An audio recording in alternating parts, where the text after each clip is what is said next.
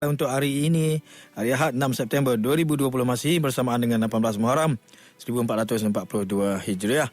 Seperti biasa di jam yang pertama, kita akan sama-sama ikuti rancangan Fardhu Ain kita pada petang ini bersama-sama dengan Al-Fadil Ustaz Wan Junadi Wan Jaafar yang akan mengupas berkenaan dengan adab buang air. Minggu ini kita masuk ke bahagian yang ke-9.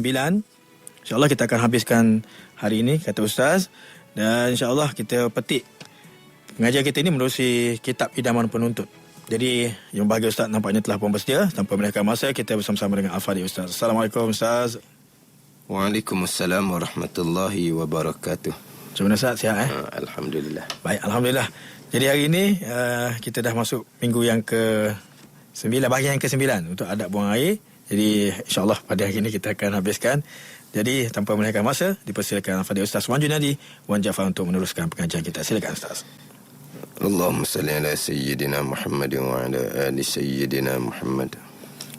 Assalamualaikum warahmatullahi wabarakatuh. Alhamdulillahi rabbil alamin. Wassalatu wassalamu ala sayyidil mursalin wa ala alihi wa sahbihi ajma'in. Rabbi syrah li sadri wa yassir li amri wahlul 'uqdatam min lisani yafqahu qawli. Subhanaka la ilma lana illa ma 'allamtana innaka antal alimul hakim. Wala haula wala quwwata illa billahil aliyyil azim. Terima kasih kepada DJ Rudi dan kepada sidang pendengar Selok Nurani. Mudah-mudahan sama-sama dikurniakan oleh Allah Subhanahu wa taala ilmu yang memberi manfaat. Jadi insya-Allah untuk selok petang ini akan menyambung adab buang air dalam kitab Idaman Penuntut. Kitab Idaman Penuntut sebagaimana yang Rudi sebut tadi, insya-Allah lah adab buang air ini hari ini selesai. Kemudian dia akan masuk pula kepada tajuk wudu. Dia akan masuk insya-Allah kepada tajuk wudu. Jadi kitab Idaman Penuntut edisi Jawinya muka surat 17. Muka surat 17, perenggang yang keempat daripada atas. Itu edisi Rumi muka surat 7. Okey, perenggan pertama. Berbunyi, jangan buang air kecil atau besar di bawah pokok buah-buahan, sekalipun ketika tiada berbuah. Jangan buang air di tepi-tepi jalan, di tempat orang berteduh, dan di tempat-tempat orang berbual dari hal yang tidak maksiat. Haram buang air di atas kubur. Jangan buang air kecil atau besar di bawah pokok buah-buahan. Hak ni adab berkaitan dengan tempat kita nak qada hajah. Hak minggu lepasnya, jangan buang air di dalam air tenang dan juga air yang berarus, air yang berlari dengan syarat-syarat dia lah. Yang terdahulunya adab diri kita, adab atas diri kita. Ketika buang air, jangan menghadap kiblah, jangan membelakangkan kiblah. Itu adab diri kita. Adabnya lagi, masuk tandas dengan kaki kiri dan doa dia. Kemudian keluar tandas dengan kaki kanan serta dengan doa dia. Kemudian adab-adab yang lain, itu adab yang berkaitan dengan diri kita ketika kita qada hajah. Ini adab berkaitan dengan tempat. Kita nak qada hajah di mana contohnya. Tempat mana yang kita tidak boleh qada hajah. Jadi hak minggu lepasnya, jangan qada hajah pada air yang tenang. Air yang tenang, seumpama air perigi, seumpama air tasik ataupun air kolam. Hak ni hak milik kita ataupun tidak ada milik sesiapa. Hukumnya adalah makruh. Pada ni.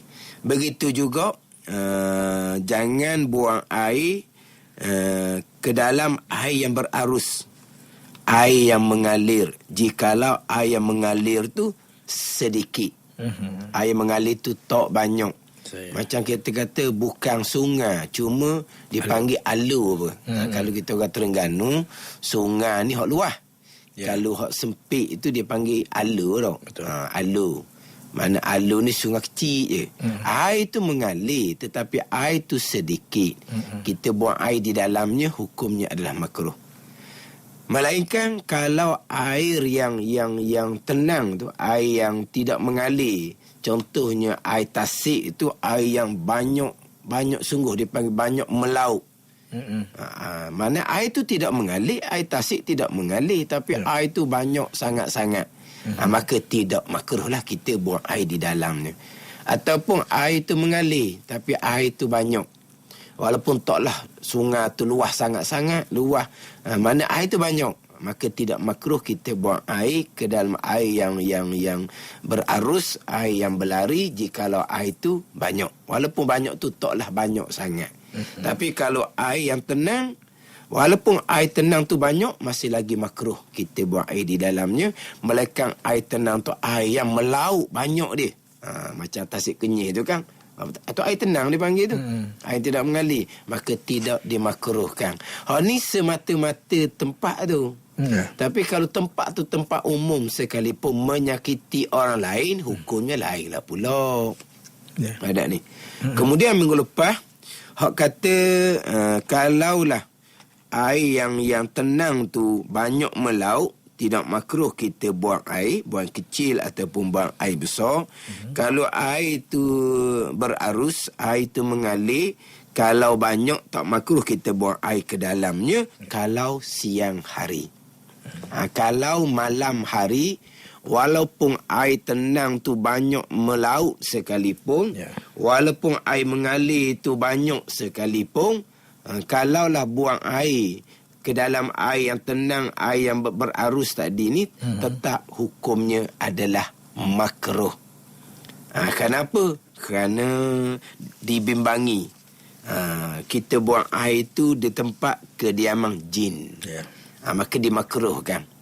Memang jin kita tak nampak. Macam ada minggu lepas soalan dalam FB, dia tanya, kita tak nampak jin. Bila kita buang air di tempat jin, boleh memudaratkan kita juga, menjadi asbab. Ialah menjadi asbab. Makruh ni sebab kita tak yakin bahawa akan jadi mudarat kepada kita. Kalau kita yakin mudarat kepada kita, tak makruh dahnya.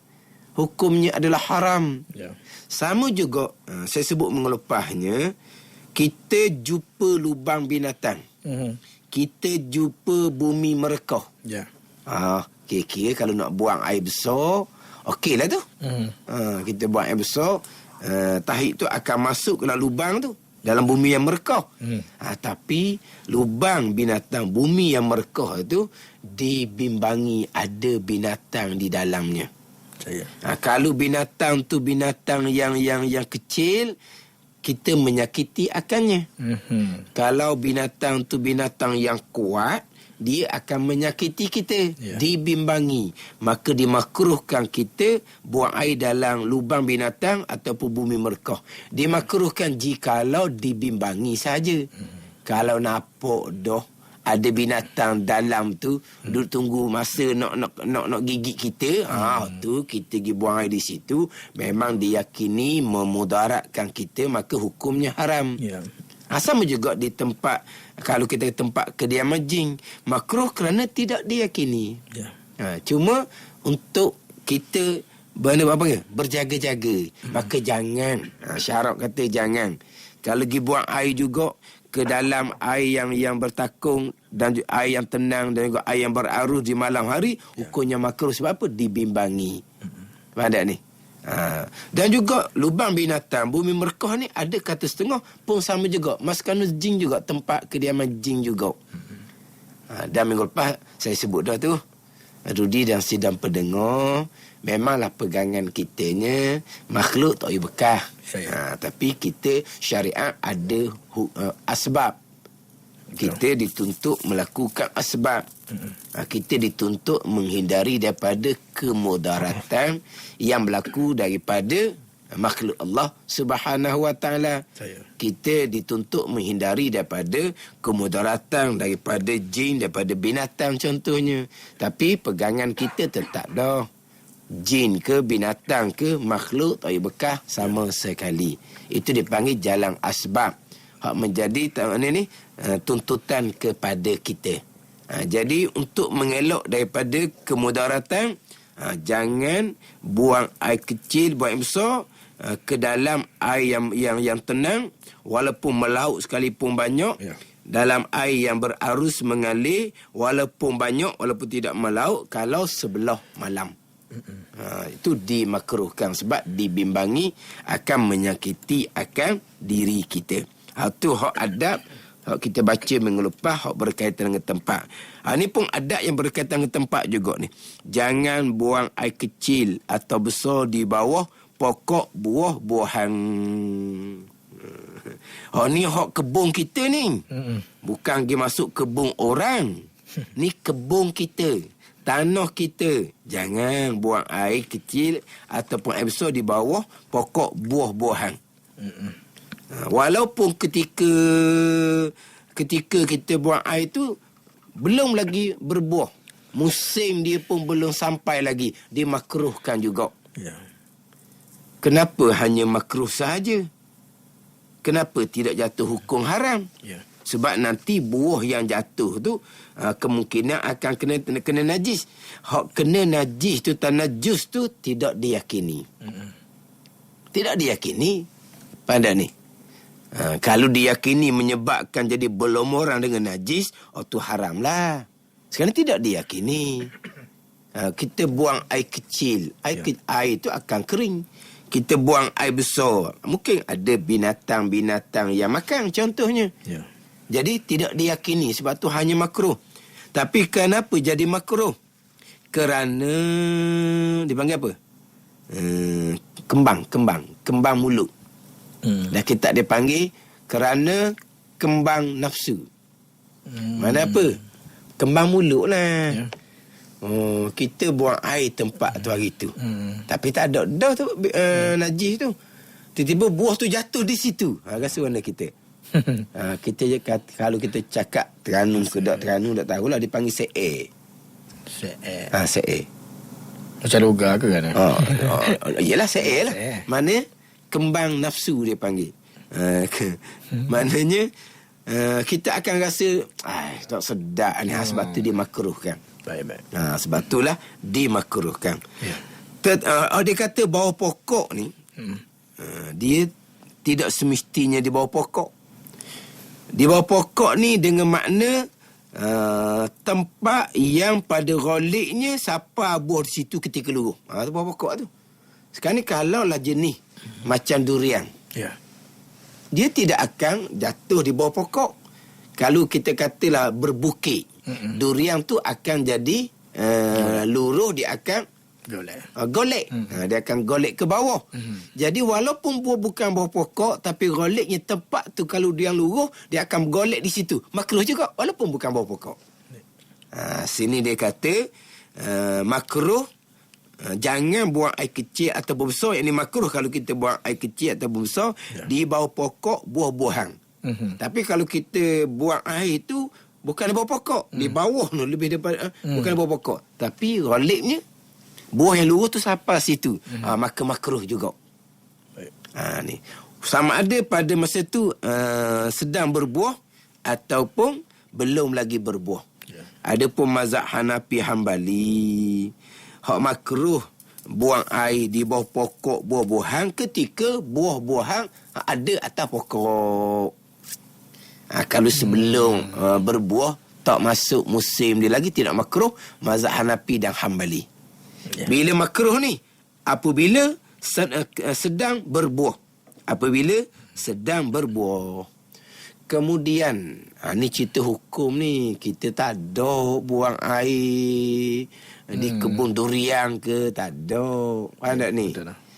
Tapi mana ketahu tiba-tiba duduk dalam kebun, nak buang air. Tiba-tiba ni. Tiba-tiba nak buang air. Macam sebut minggu lepas lah. Buang air ni di merata-rata tempat ni ghalib pada kita tidak berlaku. Tetapi berlaku kepada orang yang biasa masuk ke dalam hutan. Boleh berlaku tu. Kena jagalah. Ghalibnya tak berlakulah. Macam samalah kalau kita pergi ke kebun kita, takkan kita nak buang air di bawah pokok di kebun kita. Tapi apabila tiba-tiba je rasa nak buang air, atau tiba-tiba kena buang air dalam kebun kita ni, di tempat yang mana bukan bawah pokok satu, dan bukan tempat yang buah tu sampai peledi luruh. Carilah tempat-tempat. Kalau kita kata kebun durian, cari belah atas sikit lah. Durian tak naik ke atas, durian turun kepada bawah. Kalau lah pokok durian tu di tepi-tepi bukit. Kena gitulah. Ada ni. Mana tak boleh nak kata jugalah. Cuma begini, hak makruh kita buat, sedepan ni ada, kita baca dah habis ni. Jangan buat air kecil atau besar di bawah pokok buah-buahan sekalipun ketika tidak berbuah. Dia tambah tu. Sekalipun ketika tidak berbuah. Ini mazhab Syafi'i. Mazhab Hanbali Hanafi, kalau ketika tiada berbuah tidak dimakruhkan. Kita mazhab Syafi'i, sekalipun ketika tiada berbuah makruh juga walaupun tidak berbuah pada masa tu. Kemudian saya nak cerita tadi ni, ghalibnya kalau tempat kita ni sentiasa ada hujan. Ghalibnya tempat kita ni sentiasa ada hujan. Selepas kita buang air, sama ada air kecil ataupun air besar, kemudian lepas tu hujan lebat sama-sama di negara kita ni, najis yang kita buang tu tak ada dahnya, ada makruh. Dia gitu. Ginilah. Kita kata contohnya, belum lagi buah. Kalau buah tak boleh walaupun nanti akan hujan. Belum lagi berbuah. Belum musim dia lagi. Tapi tempat kita ni hujan sama-sama. Tak ada dahnya. Tahi yang kita buang besar tu tak ada dah.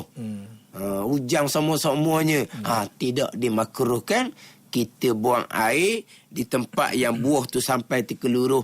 Tapi syaratnya ketika tu pokok belum lagi berbuah. Kalau pokok tu sudah berbuah, maka dimakruhkan kita buang air di bawah tu walaupun kemudian hujan sekalipun. Jadi kita ni molek ni, sekalipun ketika tiada berbuah. Sekalipun dipanggil ghayah. Kenapa didatang sekalipun? Ni ghayah liraddi dia panggil.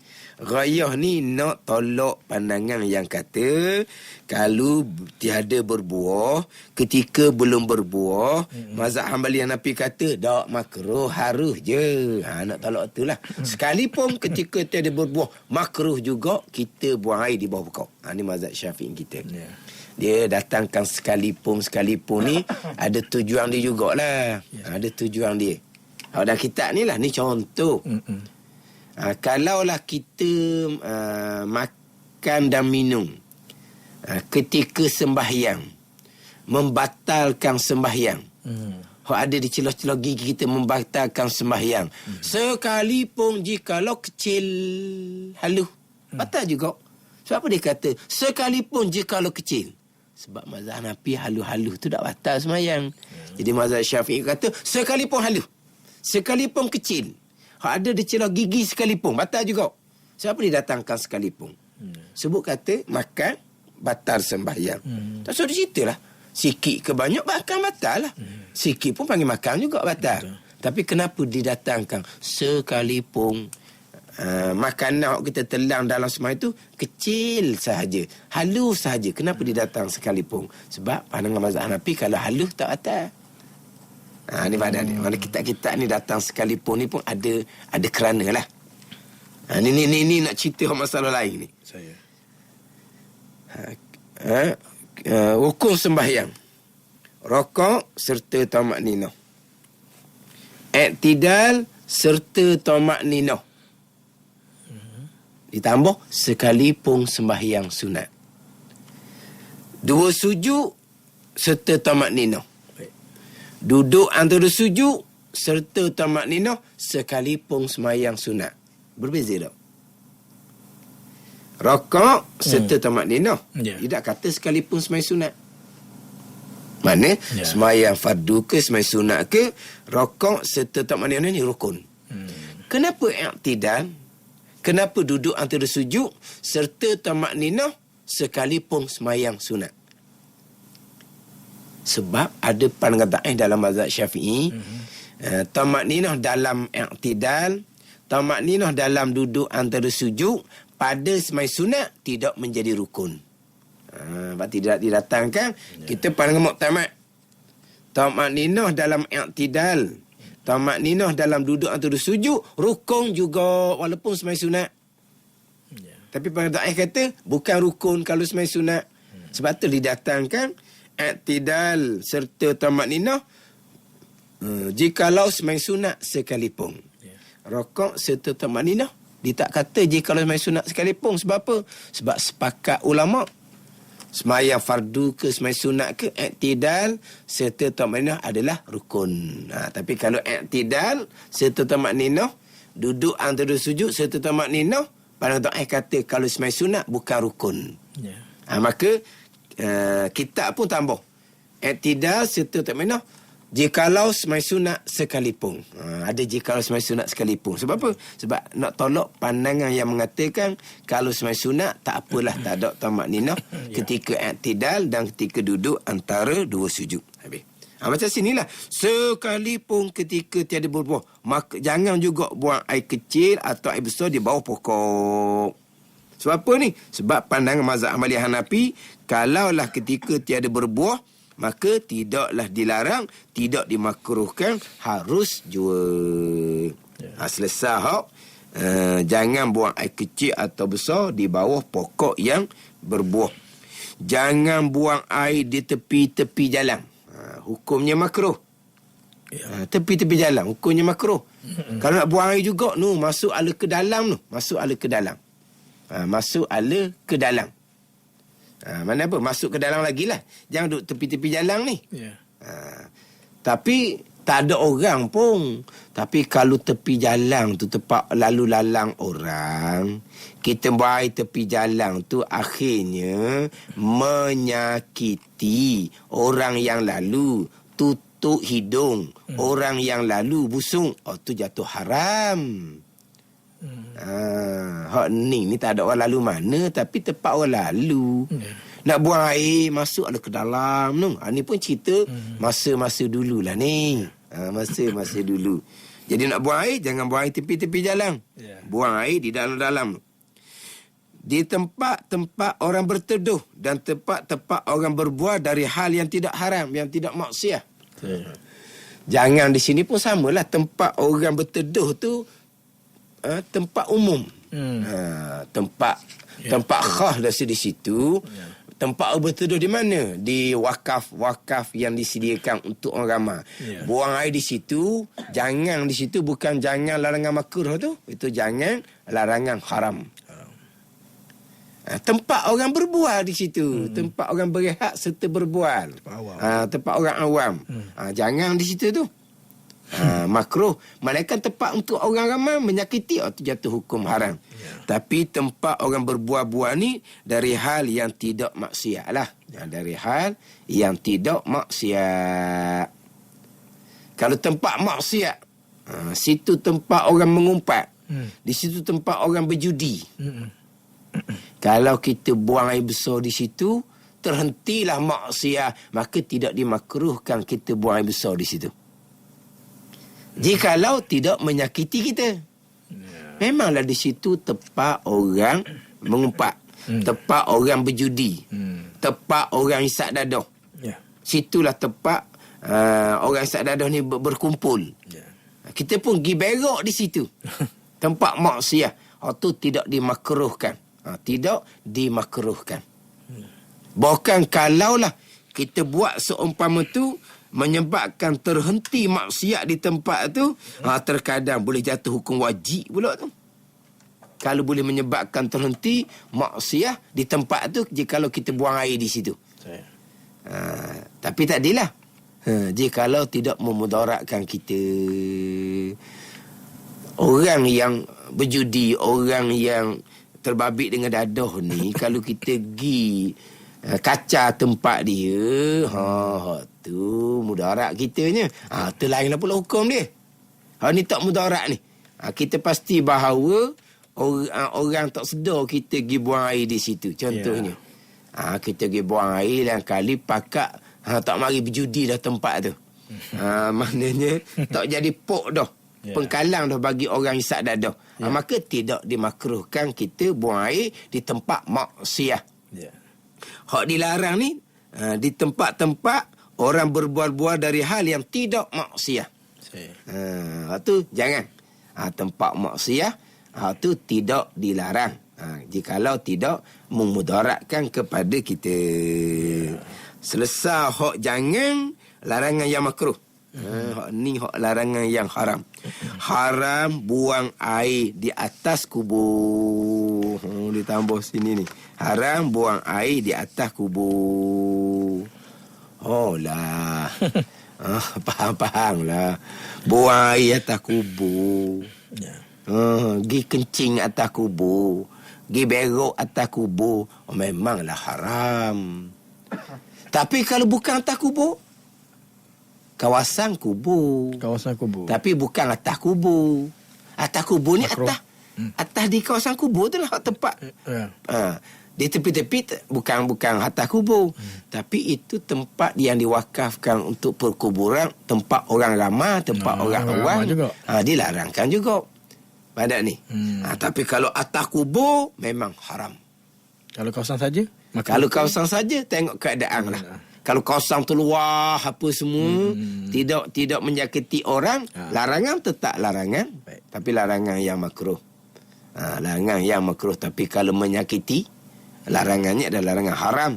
Tambah itu tempat-tempat yang disediakan, yang diwakafkan untuk perkuburan, untuk orang ramah di situ. Kena jagalah pula. Tapi kalau atas kubur, memang diharamkan. Dia atas kubur ni bukan kata buang air. Buang air ni kencing, tambahan pula pergi berok atas kubur. Rasa-rasa tak ada orang tak tahu bahawa hukumnya haram. Macam ni? Dia atas kubur ni bukan kata kencing berok. Kita melangkahi kubur tu pun hukumnya makruh dah.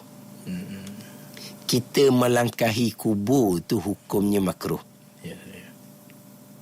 Ada ni. Kita melangkahi. Kita pijak atas kubur, kita melangkahi. Tidak pijak. Kita daripada sebelah sini, kita lompat sebelah sana. Hukumnya makruh. Bukan ada pandangan menghukumkan haram. Itu pandangan daif lah. Itu pandangan daif. Menghukumkan haram. Sebab ada hadis Nabi kata, seseorang kamu duduk atas atas bara api. Makna terbakar pakaian. Mana terbakar sampai ke kulit. Lebih baik daripada bahawa diduduk atas kubur. Jadi seorang gitu. Baik duduk atas bara api daripada duduk atas kubur. Ni nampak sini nampak macam tak boleh sangat-sangat ni duduk atas kubur ni. Melangkah. Melangkah tak boleh. Duduk lagi tak boleh. Ni saya jadi lopak ni. Sekarang melangkahi kubur hukumnya makruh. Duduk lagilah. Melangkahi ni sekejap sahaja. Duduk ni lama. Lagilah makruh. Itu pandangan muktamad. Pandangan dhaif, melangkahi pun haram. Duduk pun haram. Sebab apa? Sebab Nabi kata, duduk atas bara api, terbakar pakaian, mana kena tubuh, lebih baik daripada duduk atas kubur. Jadi macam larangan tu larangan sangat tau. Maka hadis itu ditafsirkan dengan hadis yang lain. Duduk atas kubur dengan bahawa dia kencing dan berok. Itulah. Hak lebih baik duduk atas bara api. Itu memang jelas haram. Kalau hanya duduk semata-mata, hukumnya adalah makruh. Langkah pun makruh. Duduk atas kubur pun makruh. Baik. Badan ni. Sebab apa? Sebab nak menghormati. Melainkan kalau kubur tu kubur hok lama-lama dah, hancur dah, hok dalam kubur tu hancur dah. Mana kalau kita kata, kalau kita kubur lenigok, kubur hok batu nesang, batu hok lama-lama tu, tak tahu dah siapa-siapanya. Tak tahu dah siapa-siapanya. Kubur ni setengah-setengah orang tua kita pun tak tahu. Dia kata ada situ dah. Ada situ dah. Mana kubur tu ada dah. Masa orang tua kita ni, budak-budak tu kubur tu ada dah. Ni kubur lama. Melangkahi itu tidak makruh lah. Tetapi aula seeloknya jangan melangkahi juga. Kita pusinglah sikit, kita mengelak daripada kita melangkahi kubur, walaupun kubur tu kubur yang mana lama sangat-sangat dah sekalipun. Tapi kalau melangkahi, tidak makruh. Makruh ni kubur yang mana jenazahnya belum lagi hancur. Itu hak makruh. Faham tak ni? Tapi hak biasa terjumpa tu kan kadang batu-batu gitu je. Tu lama sungguh-sungguh lah. Kalau melangkahi pun tidak makruh. Tapi seeloknya kita kita elokkanlah daripada melangkahi. Kemudian ni ada tambahan sedikit ni. Tadi nampak ada soalan. Naik sikit. Tunggu. Soalan bab kubur tadi. Ada soalan bab kubur. Ada soalan bab kubur. Nak tu lah. Soalan bab kubur. Mana? Kan tu. Tu. Soalan bab kubur. Muhammad Nazri. Apakah hukum mengiring jenazah bagi lelaki dan perempuan? Tu memanglah tajuk kubur. Mengiring jenazah. Kita ni sebenarnya tajuk buang air. Cuma kebetulan buang air tu atas kubur. Tapi soalan tu molek juga tu. Adakah orang kencing berdiri mendapat seksa dalam kubur? Kencing berdiri hanya makruh juga. Terdapat seksaan kubur tu. Cuma tadi tu hak mana?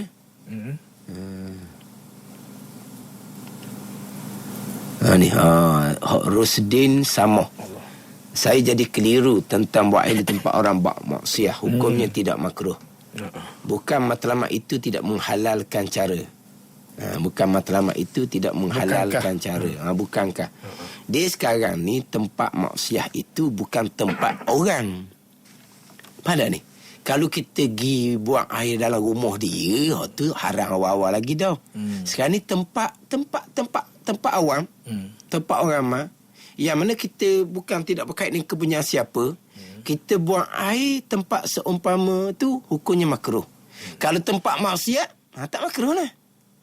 Sebab asalnya kalau tempat seumpama tu makruh. Ada ni?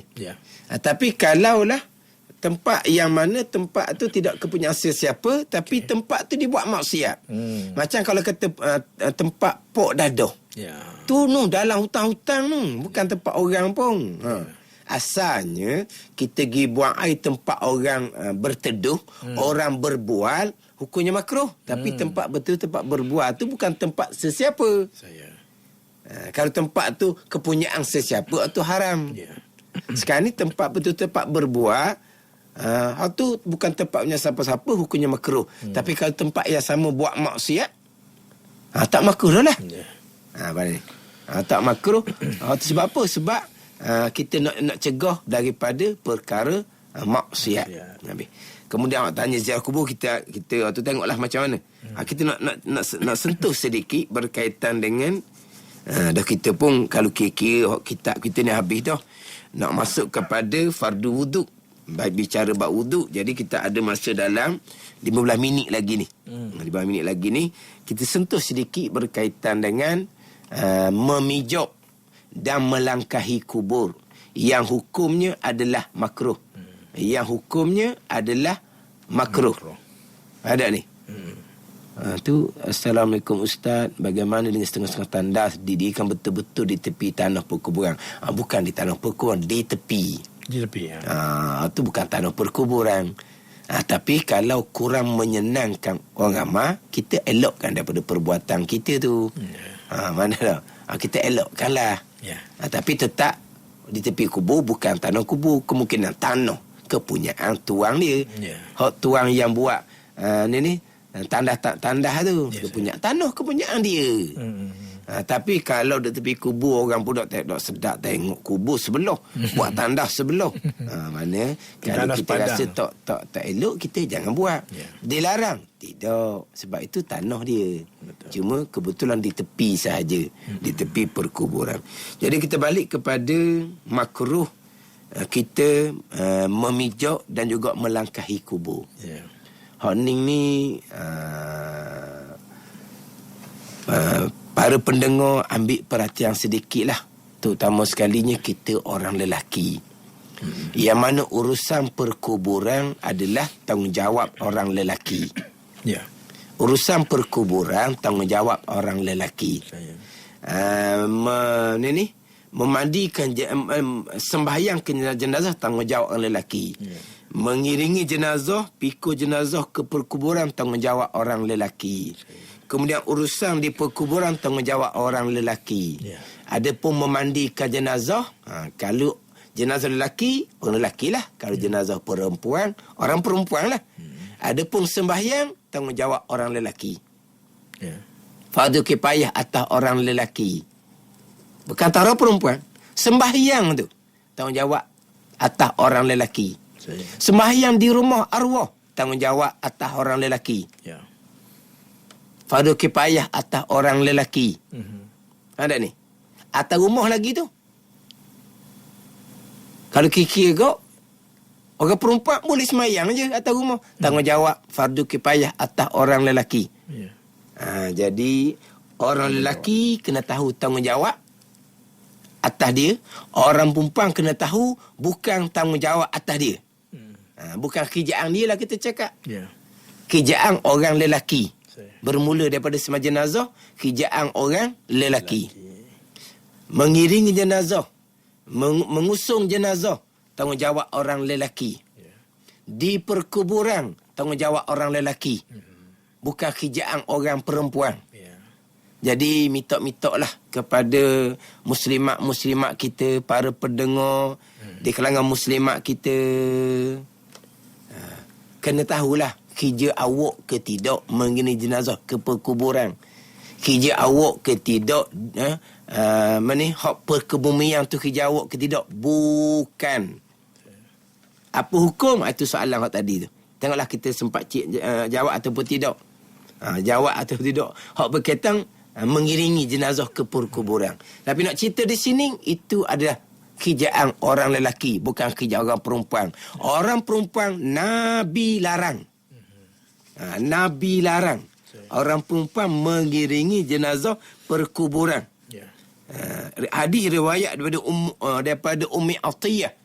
Ummi Atiyah mengatakan bahawa nuhina anittima'il janaiz walam yu'zam alaina. Hadis muttafaqun alaih. Hadis sahih Bukhari Muslim. Dilarang akan kami oleh Nabi SAW daripada mengiringi jenazah. Tapi larangan tu bukan larangan yang putus lah, yang larangan makruh. Tapi Nabi larang kami, puak-puak perempuan, daripada mengiringi jenazah. Nabi larang. Larang makruh. Itu pandangan muktamad.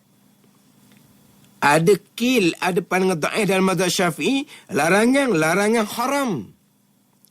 Ingat situ. Jadi hal ni orang lelaki lah yang besar tanggungjawab. Kena tengok-tengoklah isteri kita. Anak perempuan kita. Kalau mak ayah kita tidak ada, adik-adik perempuan kita. Ketika perkebumian, jenazah, kadang-kadang jenazah tok nenek kita sendiri. Mak ayah kita sendiri. Adik-beradik kita sendiri. Janganlah ketika menguruskan jenazah kita pergi buat perkara Nabi larang. Walaupun larangan tu larangan makruh sekalipun, tapi Nabi larang. Jangan buatlah. Orang lelaki yang bertanggungjawab ni kena peringat isteri-isteri masing-masing. Ibu bapa beritahu anak masing-masing, anak perempuan masing-masing. Abang-abang beritahu kepada adik perempuan masing-masing. Orang mengiring jenazah, jangan kamu duk nyibuk. Bukan kerja kamu. Tu tugas orang lelaki.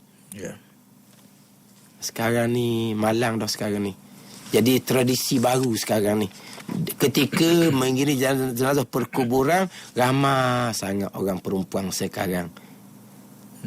Kalau kita dulu-dulu Rudi dan Sidang Pendengar, tak ada orang perempuan di perkuburan. Tak ada zaman-zaman kita dulu. Di sekarang ni ambil budaya mana tak tahulah. Hak Nabi larang pula tu. Hak Nabi larang. Dia buat ketika kita nak mengkebumikan jenazah. Hak lebih hampirnya mak ayah kita sendiri. Tiba-tiba kita anak perempuan, cucu perempuan, pergi buat perkara Nabi larang. Tu. Nak pergi juga, nantilah orang balik belaka. Tak ada dah orangnya. Kita pun pergi di nama ziarah, bukan mengiringi. Ziarah kubur. Ziarah kubur pun sendiri perempuan pandangan muktamad dimakruhkan. Tapi tak apalah, kita pakai pandangan ziarah kubur disunatkan walaupun kepada orang perempuan. Tak apalah. Kita ziarah. Bukan mengi lagi dah, sebab orang sudah selesai dah pengkebumian. Pada ni. Tapi jangan isteri arwah. Walaupun ziarah kubur, isteri arwah tak boleh. Sebab dia wajib ihdat dalam tempoh edah wafat, edah kematian suami. Isteri arwah haram pergi ziarah perkuburan dalam tempoh edah. Sekarang ni bukan ziarah perkuburan, mengiringi jenazah arwah suami dia. Manis-manis, senyum-senyum, sirai pula atas kubur arwah suami. Itu haram. Tak tahulah macam mana jadi perkara ni berlaku dalam masyarakat kita. Orang-orang yang bertanggungjawab, tadilah suami, ibu bapa, abang-abang membiarkan saja perempuan-perempuan dia bertanggungjawab mereka melakukan perkara dilarang. Ada ni. Kadang-kadang perempuan-perempuan yang melakukan perkara Nabi larang ni nampak pakai comel-comel juga. Tudung, labu-labu, nampak pakai. Nampak tak reti pula jadinya. Kita pakai comel dah. Kita buat perkara yang tak sepatutnya kita muslimat yang pakai tudung labu comel-comel, bukan kata hak pakai tudung singkat boleh pergi, bukan. Kita nampak comel dah pakai tapi tak reti juga nampaknya. Nak pergi sangat-sangat lepas orang selesai mengiringi, lepas orang selesai mengkebumikan, orang balik belaka, gilah kita nak ziarah. Nak pergi ngaji Quran pun gilah. Atas pandangan perempuan tidak dimakruhkan ziarah kubur. Itu panjang tu bicara tu. Hak saya sebut tadi mengiringi jenazah makruh bagi perempuan. Kemudian duduk di perkuburan ketika pengkebumian makruh jikalau tidak bawa kepada ikhtilat, bercampur antara lelaki dengan perempuan. Dan bila ramai ni Rudi dan Sidang Pendengar, lelaki perempuan di atas perkuburan, capur tak? Lelaki perempuan capur lah. Anak beranak, siapa di situ? Ipo, bukan ajnabi, bukan mahram ajnabi. Sepupu ajnabi. Pak dara sabik, anak dara sabik ajnabi. Lepas tu di situ ada lelaki jiran kita, ada lelaki kawan-kawan arwah, ada lelaki ni ahli-ahli jemaah kampung. Lepas tu tak panggil bercampur di situ. Bercampur jadi haram pula. Tergamuk kita mengakhiri perkebumian dengan perbuatan yang dilarang oleh hukum syarak. Janganlah. Jaga-jagalah kita semua, Sidang Pendengar. Benda ni sudah jadi melarat. Kalau kita orang sekarang teruskan, budaya ni agak sukar untuk dihentikan kemudian. Tapi ini budaya baru. Dahulu tidak ada budaya ni. Jangan kita teruskan budaya hak baru ni. Jangan sesekali. Tapi kita tinggal hak tajuk kita nak bicara sana 5 minit lagi. Kena balik semula. Jadi pergi kepada hak mengiringi tu. Balik semula. Berkaitan dengan makruh memijak dan melangkahi kubur. Termasuklah ni tugas lelaki ni. Tapi kalau perempuan nampak nak mengiringi juga, suruh perempuan tu pikul keranda tu. Kalau perempuan nak pergi sibuk di kubur, suruh perempuan yang kebumikan beri cok ke dia, orang lelaki pakak balik. Mek, mari sini semua, Mek. Ni ambil cok, ambil skop, kebumikan. Kita orang lelaki nak pergi balik kerja banyak, kerja jabat banyak, kerja kebun banyak. Orang perempuan lah rajin sangat. Weh kerja pikul jenazah, weh kerja kebumikan jenazah. Dia nyibuk sangat, bukan urusan mereka, bukan tanggungjawab mereka. Itu urusan lelaki. Jadi lelaki ketika pengkebumian, tapi masalah kita ni kena buat tajuk khusus ni bab pengkebumian ni. Sekarang ni kita gali liang disunatkan luah. Sekarang digali sempit. Sempit, Rudi dan sidang pendengar, sekadar teluh keranda saja. Ya, betul. Disunatkan peluah. Melainkan tempat tak ada. Dia hanya gali di tengah-tengah antara dua kubu hak lama. Itu lain cerita. Kita cerita ni hak umumnya masih lagi ada kawasan. Tempatnya luas. Disunatkan kita luaskan. Tiba-tiba sekarang ni tak tahulah. Nak jimat bajet, nak upah rendah ke macam mana, wallahu alam, dia gali sempit. Betul. Dia gali sempit. Sunat peluah, dia gali sempit. Pandai ni. Ketika dia nak letak jenazah, nak turun tanah, di manakah dia berdiri? Dia mengangkang di atas Keranda mayat. Apa hukum dia tu? Kita pijak nu atas tanah penuh dah, kita pijak atas kubur, makruh. Kita melangkahi kubur, makruh. Kalau kita mengangkang atas jenazah, lebih pada makruh. comel kedok tu. Kemudian kita pun nak turun tanah. Kita berdiri atas keranda, kita berdiri atas jenazah. Ni kena balik semula. Ni kena belajar balik macam mana pengkebumian yang paling comel, yang menepati tuntutan syarak. Kita masa turun tanah, jangan kita pijak atas jenazah. Melangkahi pun jangan. Jangan kita duduk, mari buat nyek disuruh nyek. Pandai nyek. Pijak, masuk kemas tanah. Tak payah. Dia turun sendiri, nanti kita tambahlah pulau. Kalau nak nyek nak suka kemah, tu saya biasa buat kata kan. Nak suka kemah, panggil kereta giling. Kenal kereta giling? Panggil apa kereta giling? Panggil kereta giling tu, biar kemah kubur. Tak payah kita turun ke sana. Pijak jangan, melangkahi pun jangan. Makruh hukumnya. Kita hanya nak ke sebelah. Kita melangkahi. Jangan kita pusinglah pergi sebelah sana. Jangan memijak, jangan melangkahi ketika kita menguruskan pengkebumian. Jadi caranya kok kita perluaskan kubur. Barulah tidak akan bukan kata melangkahi, bukan tidak akan jadi mengangkang atas jenazah tu, sangat-sangat tak comel. Tu kena balik pula kepada pengajian tajuk hak berkaitan dengan pengkebumian. Ni cuma saya ambil kesempatan daripada hak tajuk kitanya buang air. Haram buang air atas kubur. Tu tajuk dianya. Tapi sebut kata atas kubur, lerek. Lepas ada tanya pula mengiringi jenazah. Tu jadi panjang lah. Banyak lagi soalan. Banyak lagi soalan hak kubur tu.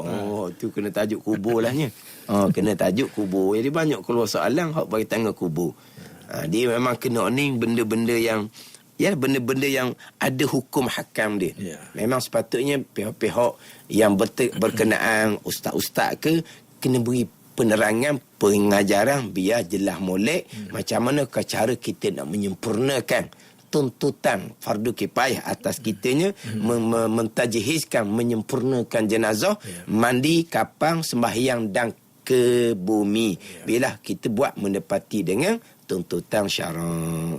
Jadi selesailah berkaitan dengan adab buang air. InsyaAllah selok akan datang kita masuk pula kepada tajuk wudu. Wallahu a'lam. Alhamdulillah, selesai sudah untuk hari ini dalam kepuasan berkenaan dengan adab buang air. Bahagian ke-9 bahagian terakhir ini. Okey, menerusi kitab Idaman Penuntut tepat 7 malam waktu ini, dan untuk itu kita silakan Ustaz bacaan doa sebagai keberkatan. Bismillahirrahmanirrahim. Alhamdulillahirabbil alamin, wassalatu wassalamu ala sayyidil mursalin وعلى آله وصحبه أجمعين. اللهم افتح علينا فتوح العارفين. آمين. اللهم علمنا علم أكاديمين آمين. وفهمنا فهم السابقين وارزقنا رقى الطالبين. آمين. اللهم زدنا علما والحقنا بالصالحين. وصلى الله على سيدنا محمد وعلى آله وصحبه وسلم والحمد لله رب العالمين. والسلام عليكم ورحمة الله وبركاته. Waalaikumsalam warahmatullahi wabarakatuh. Ya, demikianlah tadi kita baru saja bersama-sama dengan Al-Fadhil Ustaz Wan Junadi Wan Jaafar, dan insyaAllah minggu hadapan jangan lupa hari Ahad setiap petang dalam Nurani.